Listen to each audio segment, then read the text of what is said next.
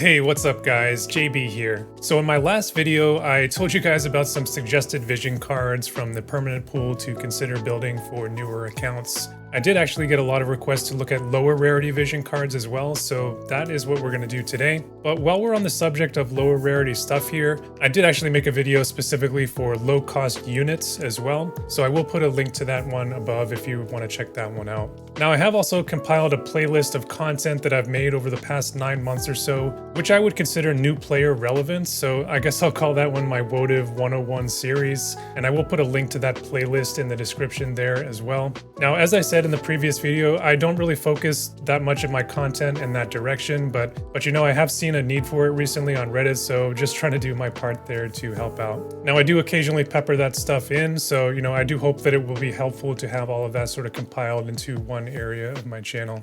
And I will add more to that, you know, as the need arises in the future. So for low rarity vision cards today, you know, I will be sticking again mostly to that permanent pool just as last time. Limited time collaboration vision cards, you know, until we get some sort of barracks upgrade or maybe some hard quests to be able to work on those after their banner leaves, I don't really think that it's worth looking at those, you know, in terms of today's video. Maybe could be an interesting topic though if in the future we were to get a return of all the Final Fantasy banners at once like we did a few months ago though.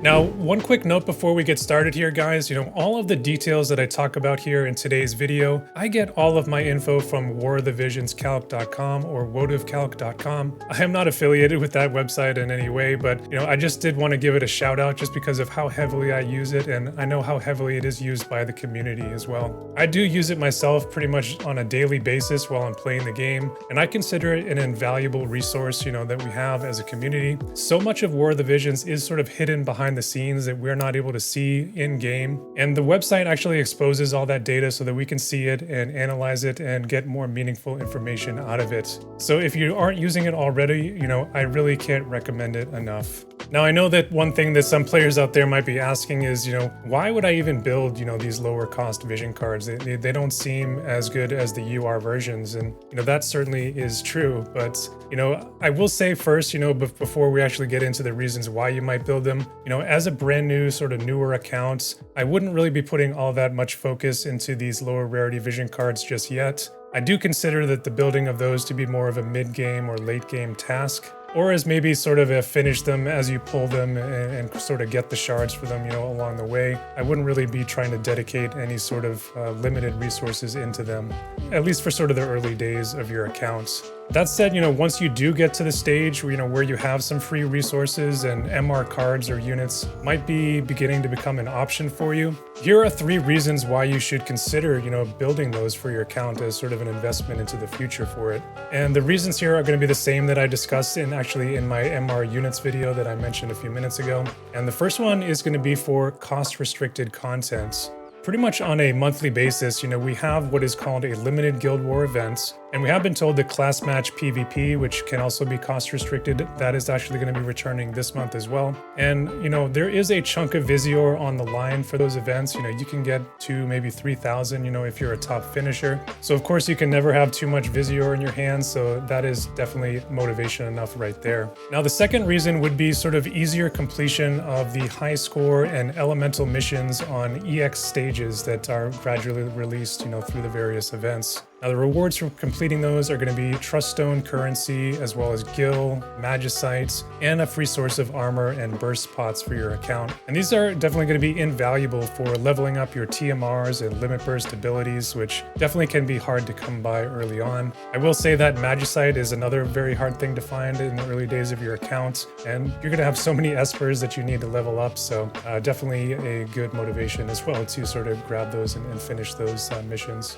And finally, my third one is going to be for improving your overall elemental capabilities, you know, in terms of endgame PvE like brutal or guild raid type events. You know, several of the lower rarity cards and units can be quite useful, you know, for those purposes, especially early on when you may not have a full complement of elemental cards that you can fill out a full 6 slots in your party. All right, so these are the reasons why I think you should be building them, but let's actually talk about the vision cards themselves now. And I'm going to kick it off here with raid vision cards, and they're so named because they can only actually be obtained from raid events or the raid revival events, which will bring all the backlog of those cards back. Now, as I just said a moment ago, you really shouldn't be putting too much focus, in the early days of your account into these MR vision cards. I would say that these raid-based vision cards are the exception to that rule. And that is because these cards are completely free, not only the card themselves, but all of the shards can be grinded from their events, as they're released. Now, the catch there is that you can only get these older backlog cards, as I said, from those raid revivals, and those are only showing up in the game, every few months. And as a new player, you're going to have a lot to grind from those raid revivals, and mostly you're going to want to be focusing on the equipment, that raid equipment is very powerful. I would suggest, though, that you dedicate some currency there, towards picking up maybe 1 or 2 cards, per revival, just to sort of get those backlog of cards and get them finished off as they come. And I would actually start with the ones that have espers on them, which is going to be this entire bottom row here. We have received 4 cards that do come along with those espers. And I would say in particular, the White Dragon is probably the one that I would start off with first, and then followed up by the Chimera card here. The White Dragon card itself, the Esper there is kind of like a mini Bahamut, has some nice magic up there and some magic attack modifiers. And the Chimera card is also a great one for slash units or evade units as well.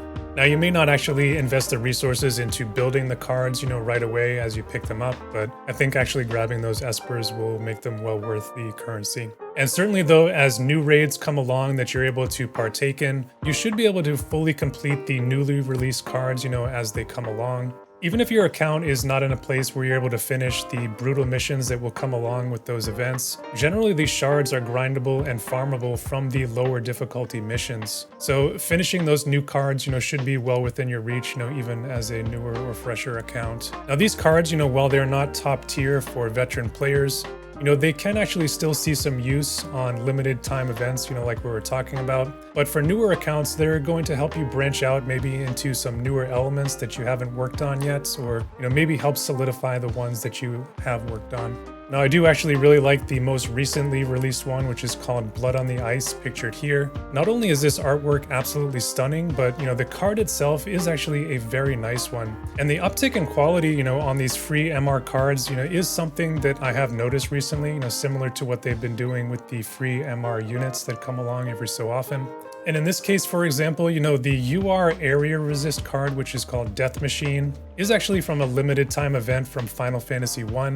And in some respects, I do actually think this MR version is even better than that one. So this one is definitely well worth grabbing, during our next raid revival, if you are a fire player in particular. Now, the next raid vision card that we're slated to receive is the Zazan card, which is going to be a water element based card. We should be getting this one, relatively soon. And again, this is an area resist card, so definitely another very valuable one here, especially if you're not in a place where you have Winter Holiday Party or Leviathan. So this one is actually a very nicely statted for an MR card. Now, the next section that I have here is what I'm calling general purpose cards. And if you don't build any other MR cards that I talk about today, I'd say that probably these ones are going to be towards the top of that list of what you should probably build first and consider looking at. The first one that I have here is called Chocobo. This one is the MR agility card. It is multi-element effective and it gives a 10% agility to your party. Agility is just one of those stats that is universally valuable. It helps you get your turns out quicker, so you could find use for it in pretty much any party. The next one here is called Vow of Love. This one is an all-time card, in War of the Visions, a hugely important one. Once upon a time, this was actually the only way that we had in the game to have initial hate on a unit, and today it remains the most easily obtainable source of that. Now, hate, of course, is that mechanic which draws the enemy AI towards your unit and forces them to attack them. Now, on top of that, it is actually a pretty nice offensive card as well. It does have a 30% attack up bonus for the party, and it does have some slash attack on there for the card holder as well. Now, the third card here is another top-end MR card. I've used it quite a bit, over the years. And this one is called Bloody Moon, of course, of FFBE fame. And this just has excellent effects on it. It is bringing a multi-element effective 15 area resist, and that is only 5 less than you'll see on the UR counterparts. Of course, the base stats, aren't really going to stack up, when comparing it against those, but this one is definitely no slouch, when it comes to its bestowed ability. It does give the card holder a 20 accuracy bonus, which can be very nice in some setups. Now, this is a card that I still see getting used occasionally, in top 50 Guild War play, particularly for dark parties. This does bring a 30% magic bonus on it, which can be very nice for units like Dark Fina and Black Rose Helena. Now, the last one I have here, I'll quickly touch on. This is the Sanctum Assassins card. This is the only low-cost, multi-element effective, single-target resistance card, and it is coming in at that 15 value. Again, that's just 5 lower than its UR counterpart in Odin. So that's definitely pretty good. This is also a nice card for stacking evasion, particularly for light element parties. The base stats on this card does bring 3 agility as well, so that is actually super rare to find, amongst MR cards. Off the top of my head, I can't really even remember any others that have that, but there may be 1 or 2 that do. So it is definitely notable for that reason as well. All right, so moving on to my next section here, and these are going to be the defensive mitigation options, when it comes to damage type resistances in the game. And all of these cards, they're going to have a 15% resistance to their respective damage types. The first card here is Tonberry. He's covering magic resistance. Iron Giant there, he's covering slash resistance. Behemoth is coming in with pierce resistance. And then finally, we have Cleansing the Mind here. It's featuring Shadow Links, soon to be a Christmas unit here for us on Global. And this one has missile resist on it, which can be very useful in the current meta of the game. Now, noticeably absent here is going to be strike resistance. I believe one of maybe the R rarity cards gives something like 4 strike resistance on it, but I don't really find that one particularly compelling, and it's not one that I've really used before. Strike resistance is, to this day, the hardest resistance to build against, and that's what makes strike units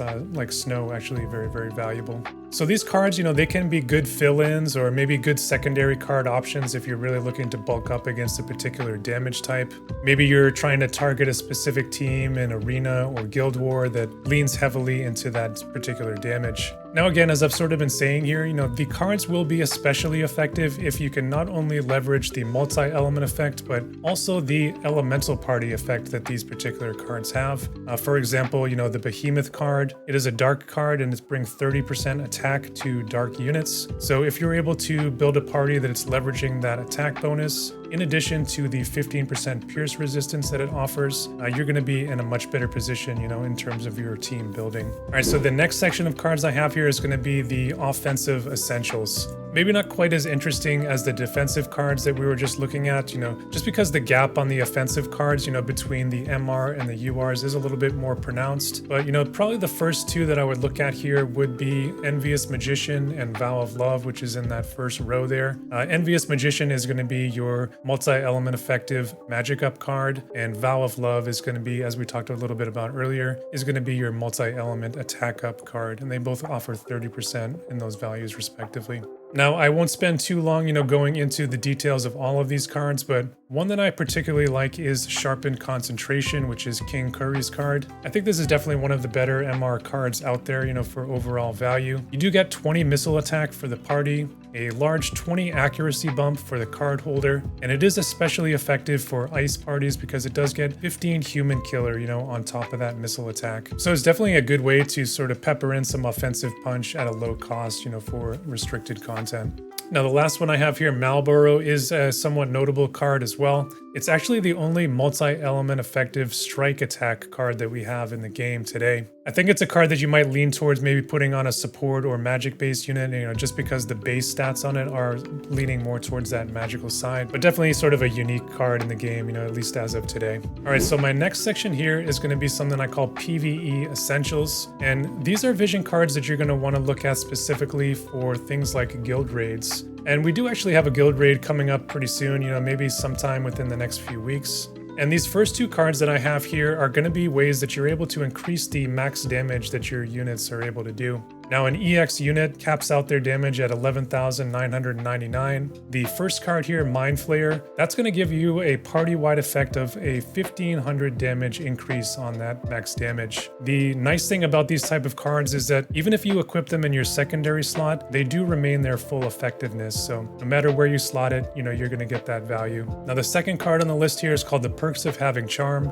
This is a very unique card in the game. It is a card that is used even at the tippy top of the meta when it it comes to high-end PvE. And that's because this is the only card in the game that has a bestowed effect of max damage increase, and it increases that by 1,000. So this is something that, because it is a bestowed effect affecting only the card wearer, it does stack with those party effects. So, if you were to stack this with Mind Flayer, you're going to be able to increase that individual unit's max damage by up to 2,500. So very, very unique card, and the only one of its type in the game today. Now, in sort of these PvE score attack type events, it's not really necessary for any sort of damage mitigation or defensive effects. It's really just all about your offensive output. So, things that may sometimes get squeezed out of a PvP party, suddenly do become a lot more relevant, for increasing your damage. Things like crit damage up that you can find on the Merilith card here. And that's just going to increase the damage bonus that you get when you crit. And then this last card here is called 4 Warring Lords, and this is going to give you just an increase to your actual chance to crit.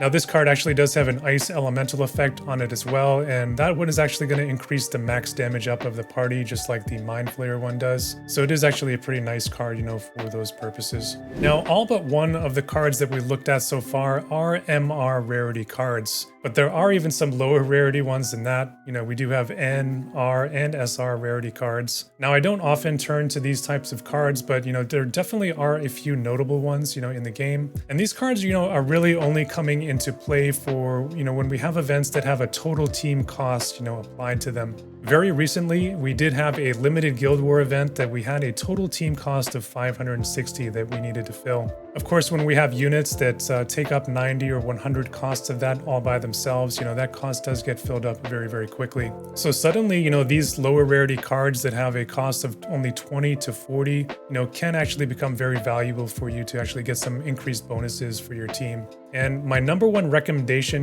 when it comes to these, and I think it is a card that you should actually build very early on, and this one here is called Leonis Castle. Now, I do believe that you can pick up shards for this one from the free daily summons, and it doesn't actually require that many shards either to sort of finish it off. And this one is definitely a low-cost mainstay. It is still widely used, even amongst veterans, when it comes to those team cost restricted events. And it's because the bestowed ability on it is perfect for tanks or bruiser units who are looking to bulk up. It gives a combination of both 15 defense and 15 spirit to the card holder. So it allows you to stack those stats, with other sources such as equipment or espers and really increase their survivability. Now, the second card I have here is Great Detective Little Leela. I do like this one too. It's a low-cost source of magic up for the party, and it does give a big accuracy bump to the card wearer as well. Now, the last two cards here are going to be a couple of the flag cards, also of R rarity. And the Flag of Wazette is another one that's really solid for building up your accuracy. It gives a total of 31 accuracy to the card holder, which can be very strong for going up against more evasive units. The last one there is the Flag of the Crystal Sanctum, and this is definitely a very unique card. It's currently the only card in the game which gives you a bonus to your evocation gauge, Cruel. Probably more of a niche card, I would say, but it can definitely be pretty powerful for getting those Esper summons out on the battlefield, just a turn or two quicker. So definitely nice, when it is applicable. All right, guys, last one that I have for you here today, and I'm not going to actually go into every card that I have here on the slide, but actually most of them we already did talk about earlier on. But I just wanted to sort of put something together that had my top 2 MRs, per element, just as sort of a reference or infographic for you guys.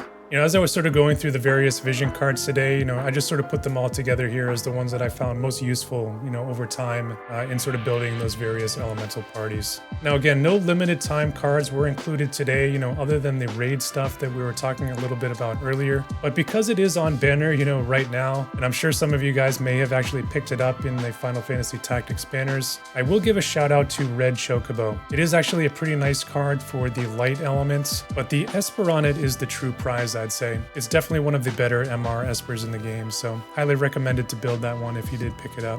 Now, I will put a link to a PDF version of this slide in the description, so feel free to share it, with your guild on Discord or with your friends if you find it useful as a reference.